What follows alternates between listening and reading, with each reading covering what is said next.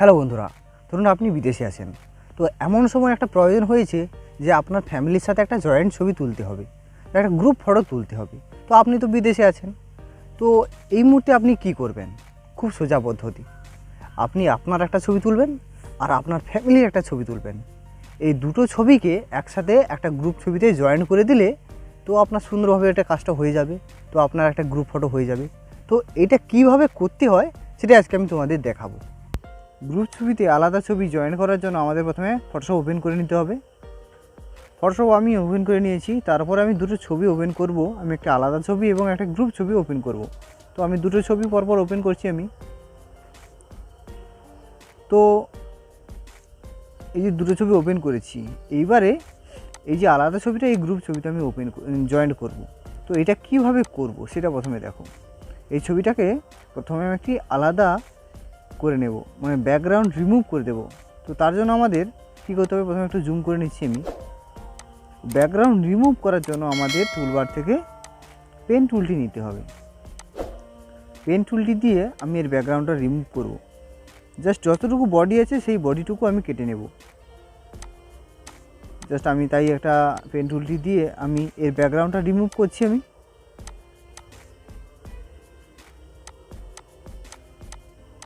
তো আমি সুন্দর করে এর ব্যাকগ্রাউন্ডটা আমি কেটে নিচ্ছি।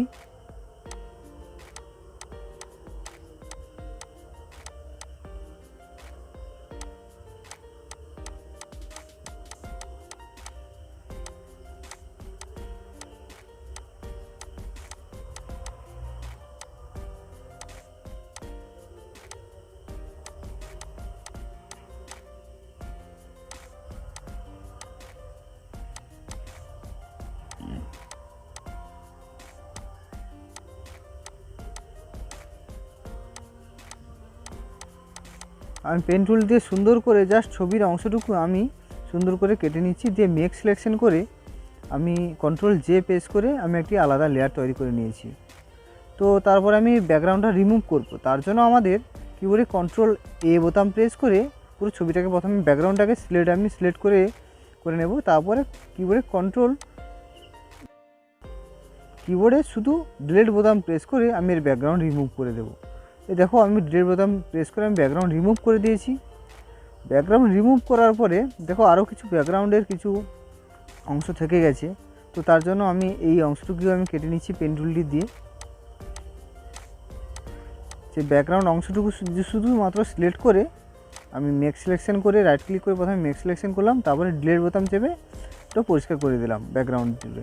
তো এই ধারেও অংশটা কিছুটা থেকে গেছে, তো এটাও আমি রিমুভ করে দিচ্ছি। তো তারপরে রিমুভ করা তো হয়ে গেল।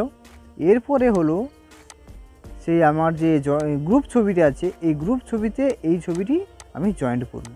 তো তার জন্য আমাদের কি করতে হবে, মুভ টুলটি দিয়ে এইভাবে জাস্ট গ্রুপ ছবিটা নিয়ে যেতে হবে। তো আমি এখানে গ্যাপ রেখেছি, তোমরা গ্যাপ রেখে ছবি তুলতে পারো বা তোমরা অন্য কিছু একটা পজিশন ট্রাই করতে পারো। তো এই গ্যাপে আমি এই ছবিটা আমি সুন্দর করে প্লেস করে দেব। তো গ্যাপ না থাকলেও সাইডে করে দেওয়া যায়। তো আমি সেটা দেখাবো পরপর করে আমি এক এক করে। তো একটু ছবিটা আমি ছোটো করে দিচ্ছি যাতে সেই সব গ্রুপ ছবির সাথে একটু মানানসই হয়। তো দেখো আমি মোটামুটি গ্রুপ ছবির সাথে একটু মানানসই করার মতন করে দিয়েছি। তারপর দেখো এদের চেয়ে এই ছবিটা একটু লাইট বেশি আছে, উজ্জ্বল আছে, তাই লাইটটা একটু কমিয়ে দিলাম কন্ট্রোল এম প্রেস করে একটু লাইট কমিয়ে দিলাম। দেখো তারপরে দেখো সেই সব ছবির সাথে এই ছবির কালারটা প্রায় সেম চলে এসেছে। তো আমি আরেকটু ছোটো করে দিয়েছিলাম যাতে ছবিটার সাথে মিশে যায়। তারপরে আমি ছবিটা দেখো ব্যাকগ্রাউন্ডে যে ছবিটা আছে তার ছবির ওপরে চেপে গেছে। তার জন্য আমাদের কিবোর্ডে 2 বোতাম প্রেস করে ছবিটাকে প্রথমে আবছা করে দেব এবং তার যে অংশটি চেপে আছে সেই অংশটি আমি কেটে নেব।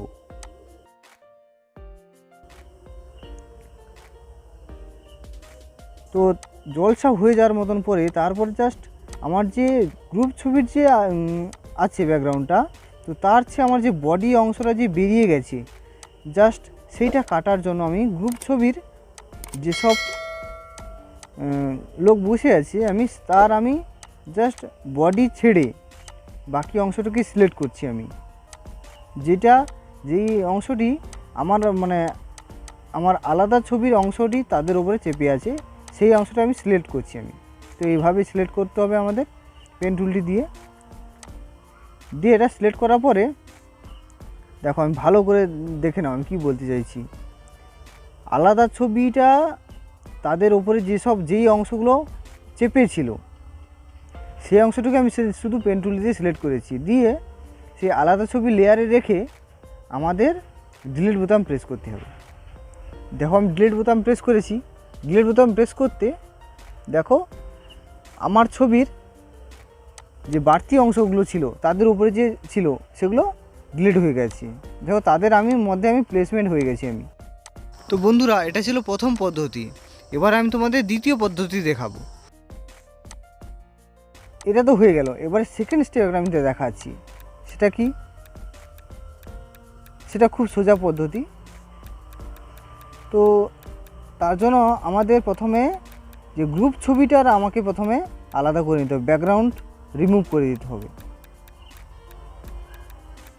তো আমি তাই গ্রুপ ছবিটির ব্যাকগ্রাউন্ড রিমুভ করে দিচ্ছি আমি।